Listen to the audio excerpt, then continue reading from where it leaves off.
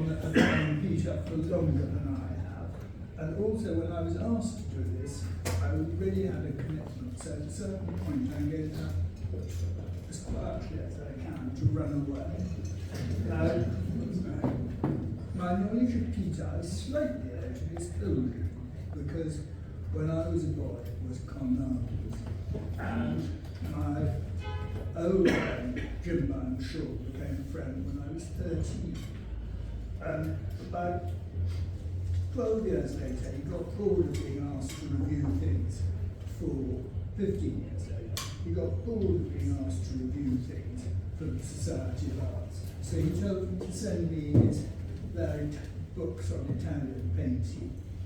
And one of the first was Peter's model, as I then still think, of the very model of the monograph on Cima, which came out in 1983, and was one of those books which was so precisely tuned to the character of the artist.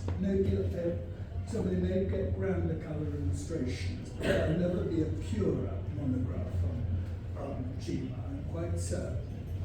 Now, as we all know, that was followed by an extraordinary series of complementary volumes, in a sense, studies of the great Venetians, Lotte, 1992, Titian, 2007, Bellini, 2017, with Bonifacio more recently, with a string of articles, so many beyond name, but that was also complemented by a parallel interest, which the first major monument that I can recall is the catalogue of the remarkable exhibition in Edinburgh, Venetian pictures from Scottish collections, or which had been in Scottish collections, which included a lot of very little known works of art which deserved a wide audience. More recently, there was the fastidious catalogue of the Venetian pictures, the pictures of Glasgow, and then a series of monographs on another subject of interest to me, the history of collecting. So the Stafford and Bridgewater collection, Rajan collection, some of which is referred to.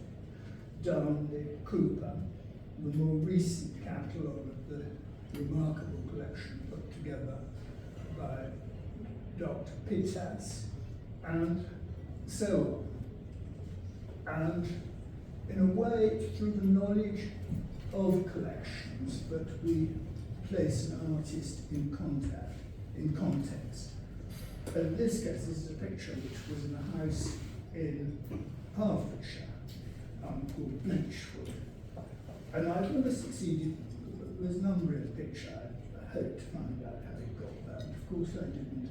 The nearest I got was in a bookshop in Tunbridge Wells 20 years ago, when I found the Italian-English dictionary, which Sir Thomas Seabright had bought when he was in Italy in the 1820s.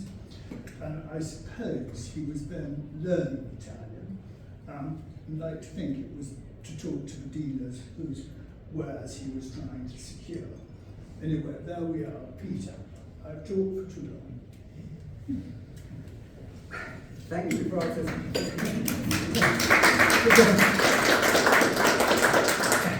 A very kind introduction. I feel even more fraudulent. First of all, because I'm not actually going to speak all that long, because I want to invite questions and comments from you, but also because I'm really here as a stand-in for my colleague Enrico da Pozzolo, who, with our co-host Ferdinando Corbelli, have written this excellent book to accompany the presence of this painting here. And I really haven't an awful lot to add to what you will find in the book. But I'm assuming not everybody has had a chance to read it yet, and so I have to go over some of the basic basic arguments put forward by Enrico first. Well, as Francis has just mentioned, this painting has an English provenance. This is the first information we know about it. The Seabright collection in the mid-19th century, although for some reason it's not included in Wagen's description of the house. And it was first published by Sweden in 1952, but then disappeared from sight for many years when it went through a number of private collections in New York, before recently being acquired by Carlo Orsi. Now, if you didn't already know this painting, you will certainly already know the image, which was repeated in at least 30 versions by Titian and his workshop, or by later copyists, as helpfully illustrated in the catalogue. And there you can see just some of them, but there are a whole lot more. Yeah, they go on and on. So these are, there we go, see, masses of them. In these versions, you will have to catch up with the catalogue later. The Virgin and Child are usually accompanied by Mary Magdalene with her ointment jar, as here, but sometimes by another female figure offering the Christ Child of fruit, sometimes a male saint, notably St. Paul, as in the version recently acquired by the museum in Budapest. This has had quite a lot of publicity in recent years. But by general consensus, the finest of the other versions is the one in the Hermitage, there, which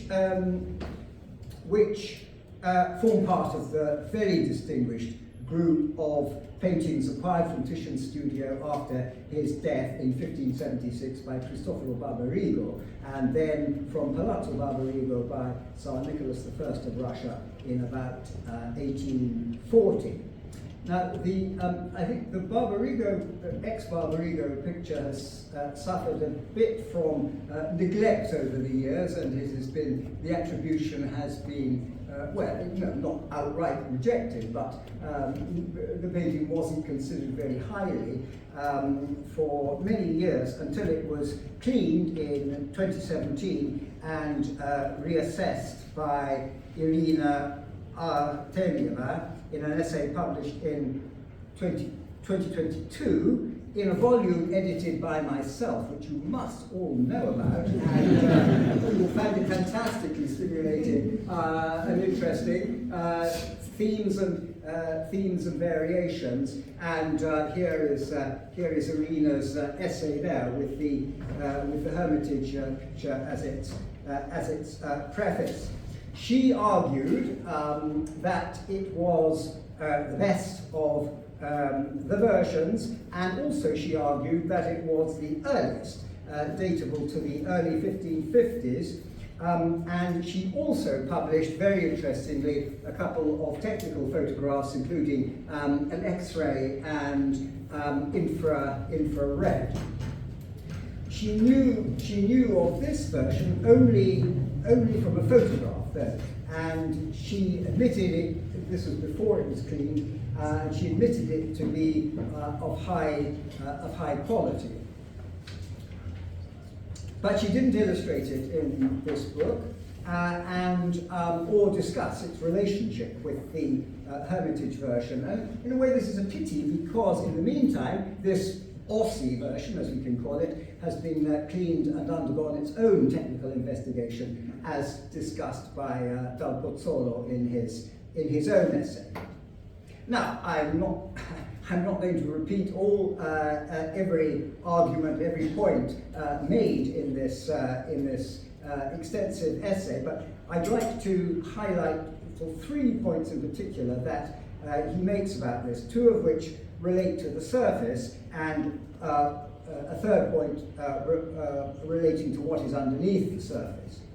First, and quite conspicuous, is this object here, which is very hard to read, and none of us can decide exactly what it is. It looks a little bit like a martyr's palm, but Mary Magdalene wasn't a martyr, and if it had previously been another female saint, why wasn't it eliminated? Why wasn't it eliminated anyway? Because it doesn't really seem to mean anything. But that's the sort of thing that would be nice to have your opinion about. You know, what is that?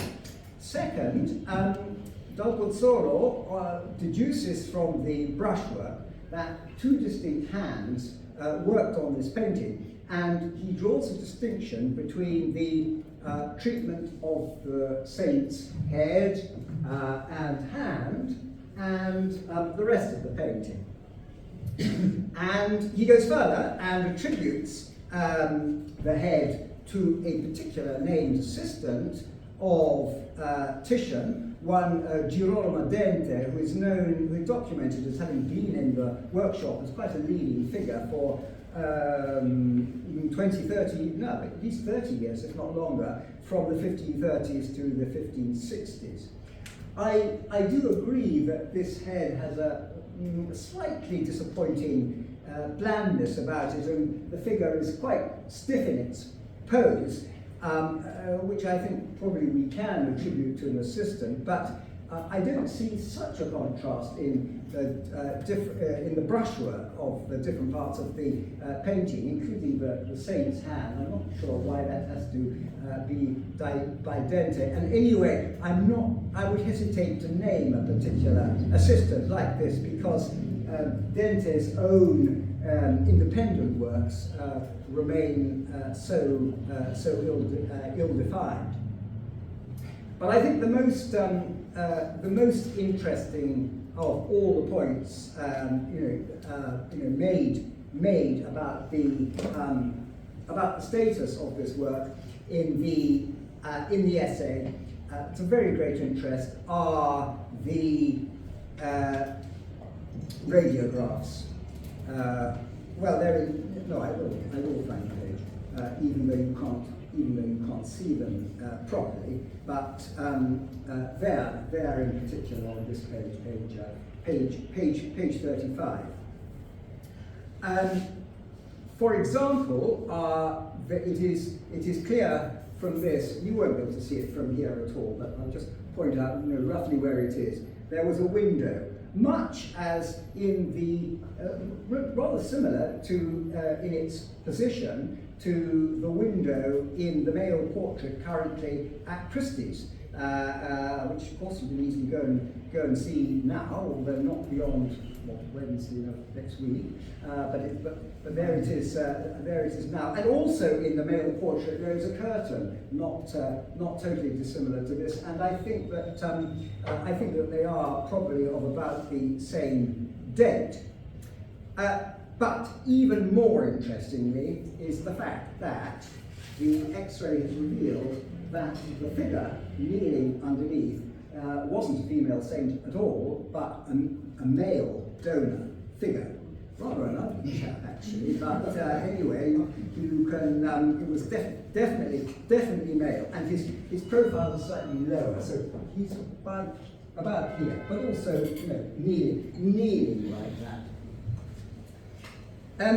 And the presence of a donor does, I think, clearly imply that the composition was devised for this purpose. It was devised for the male donor who commissioned this painting, and it undermines Irina's very natural assumption that the Hermitage version was the prototype on which all the other versions were based.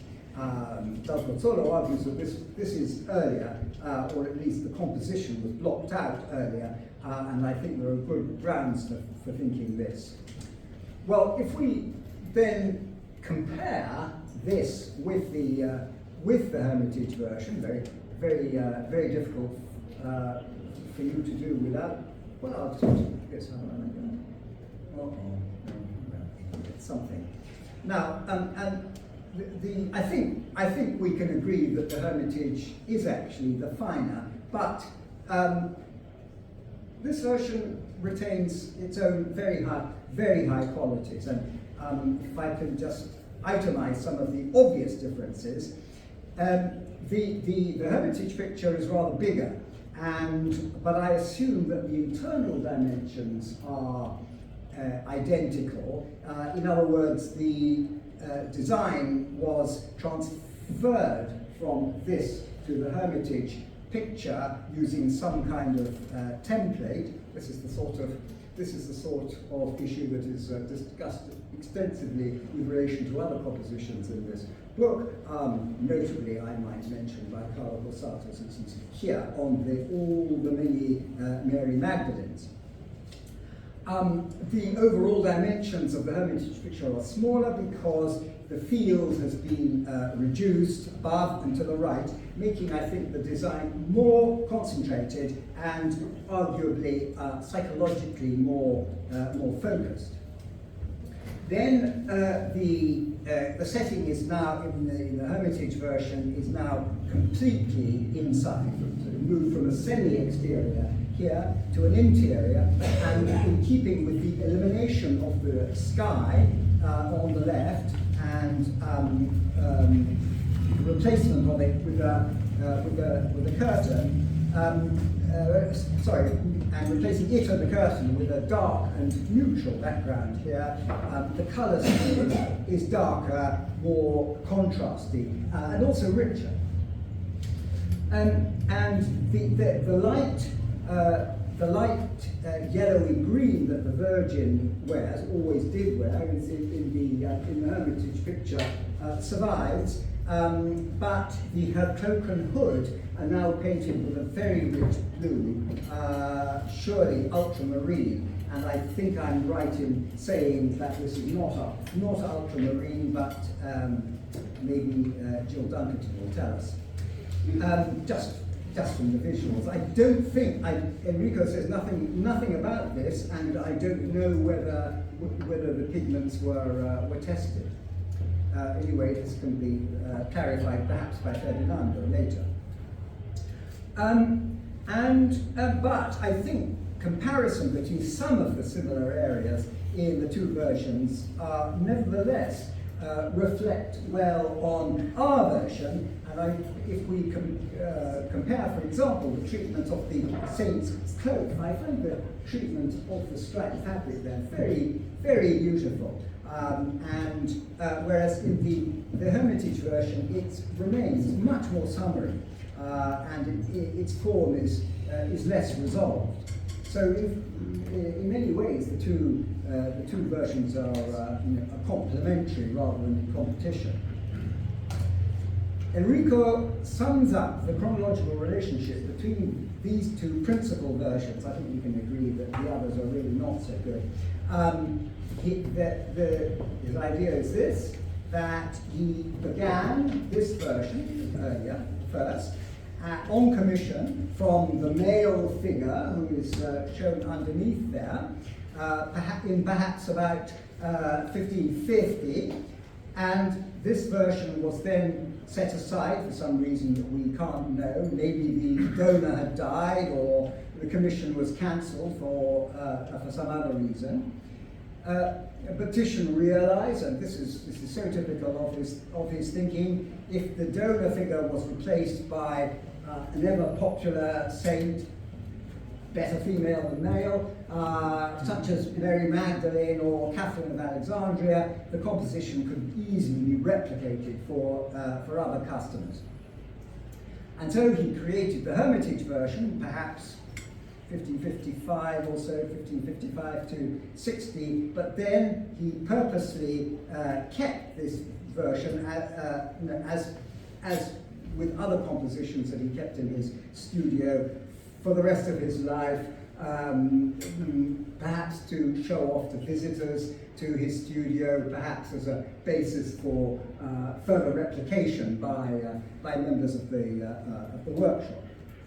But having created the having created the Hermitage version, he doesn't want to waste the Orsi version, and so he had an assistant, maybe Dante, come along and prepare it for resale.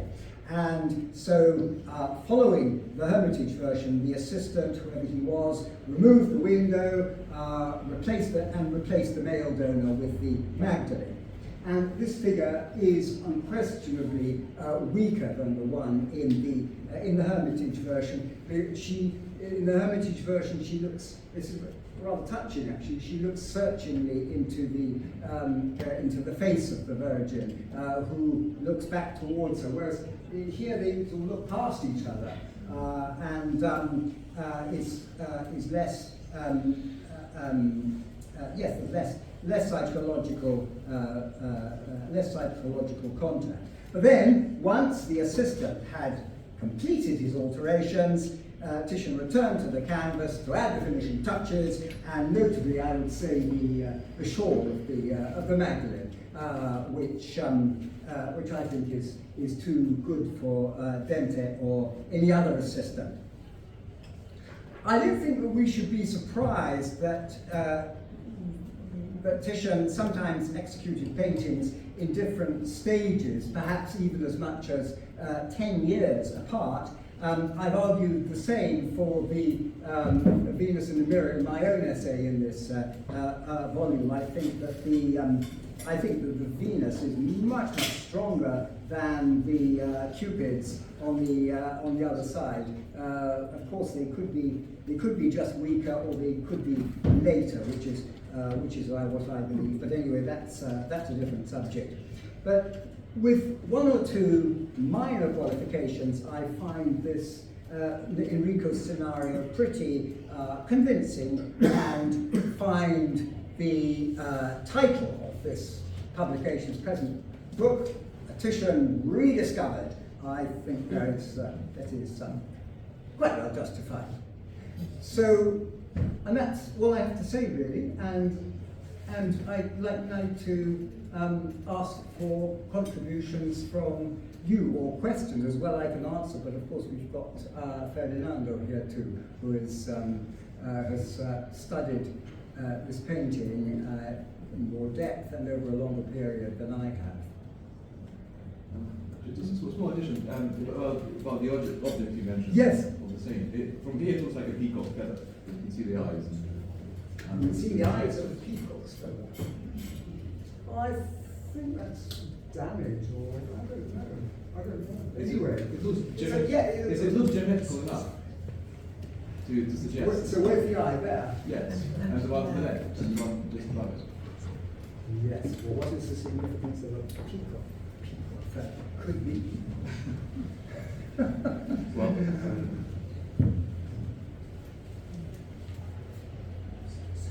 Well, that. Of course, you're all sitting far too far away to be able to make it out, even if it's possible up close. Does people agree with me that the shawl is very beautiful? And of course, again, you haven't got the Hermitage version in front of you, but that really is a bit perfunctory by comparison. He probably didn't finish it. It's the paintings that he left in his studio when he died are in sort of different stages of completion.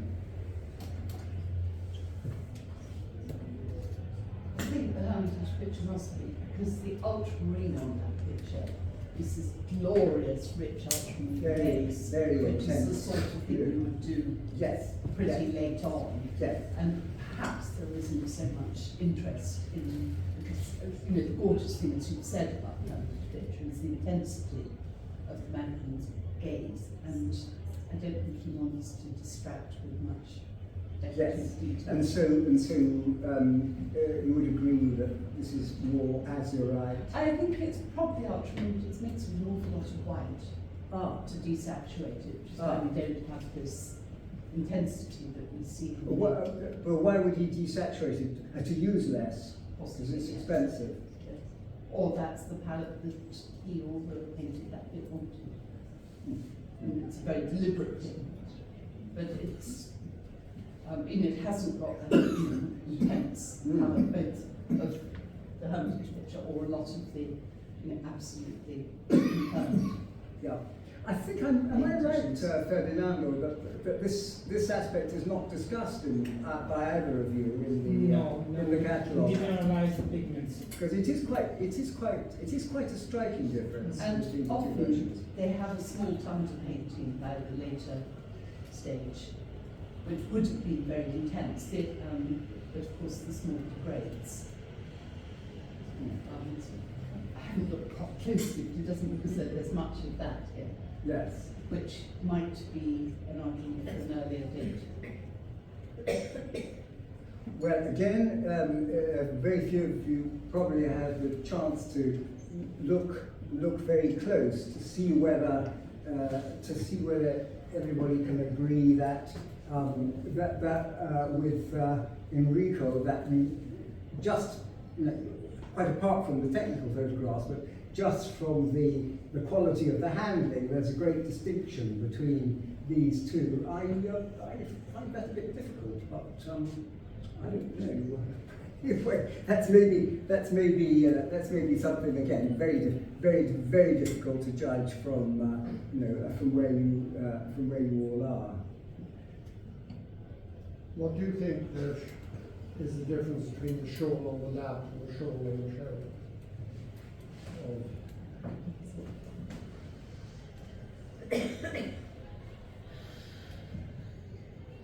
Well, I have no problem in thinking that this is by Titian too. Scratch the paint off. Yes, I don't know. They look to me like the same time, same hand. No, in pigment. Oh, in pigments. Yes. What this shawl and this shawl? No, that shawl and the lap shawl. The lap shawl is very solid lead white, with just a little bit of black in it.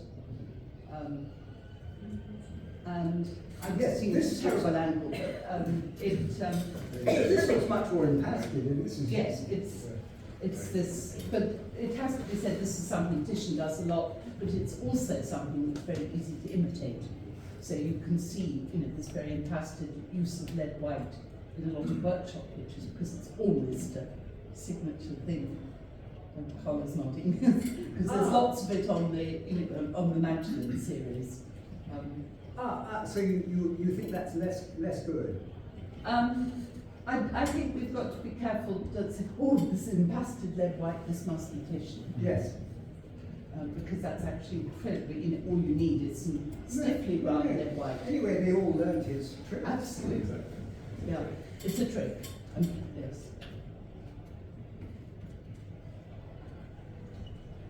Can I ask the question of the collector?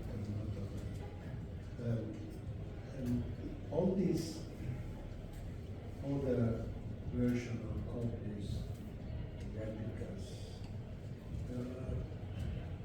so that this should be probably the first painting, and the St. Petersburg one second. Yes, except that it was second to be started before this was finished, and so it's in between the beginning and the end. Well, at least this is what This, Yes, because there was a change in. Yes. So, in some way, the two paintings are a sort of cooperation to reach the final Maddalena. The composition, the final composition. Yes, The beginning of this painting is probably earlier than the.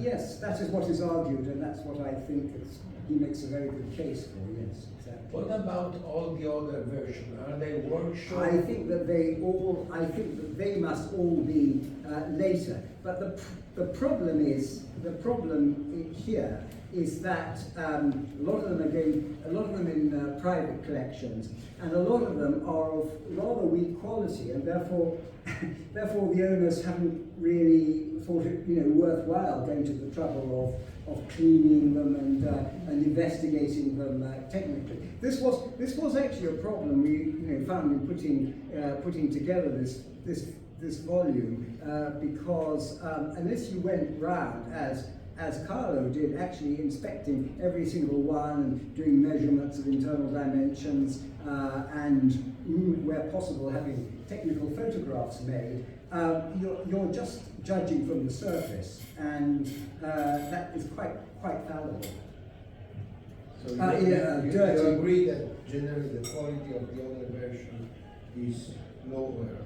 Well, you've got the volume there, so have a look. But I think so.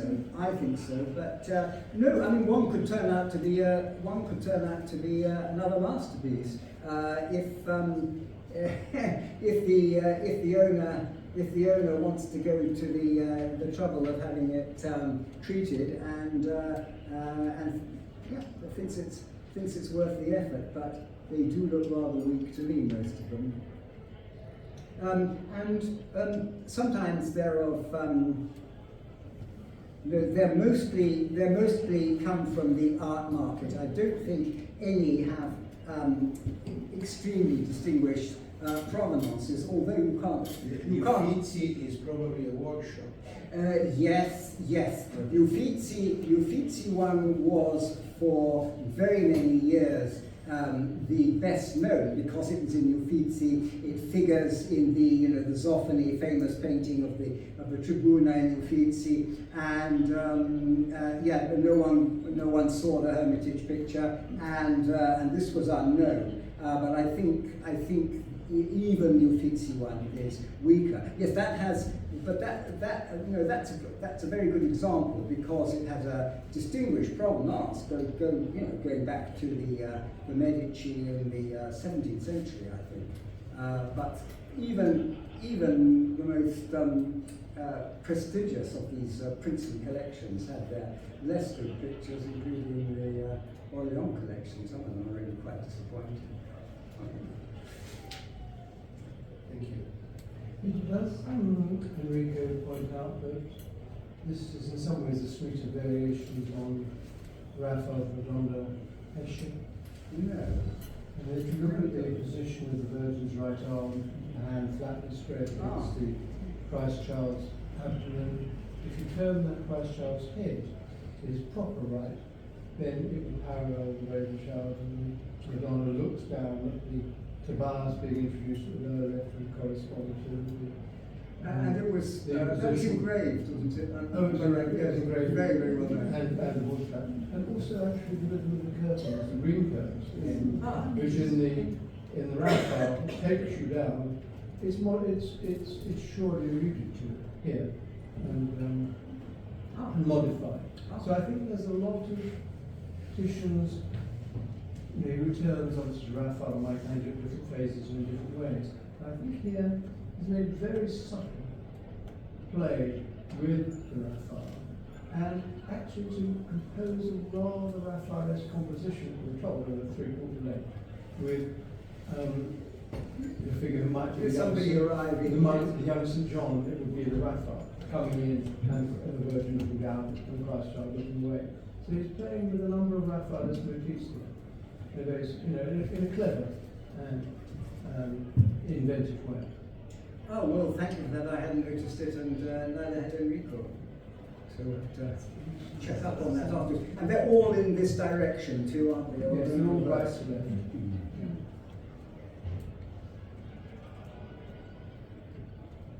Can I ask, the glance of the Christ Child, is that neither looking towards the audience nor towards the movement? What do you think is being distracted by? I don't know. That is something that Titian uses in fantasize about that. No, I don't. Yes, his eyes are pointed upwards, almost as if he's experiencing some sort of revelation. But I wouldn't like to go down Oh, I don't know.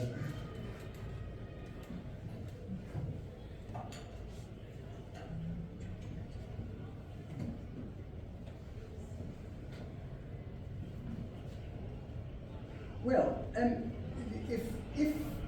if there aren't any more questions or points to raise about this, perhaps you should really be given the chance to look at it for yourselves, because you are mostly rather far from it, and some of these points are difficult to judge.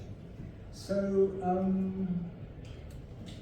I think I'll just call that to a conclusion then, if that's all right.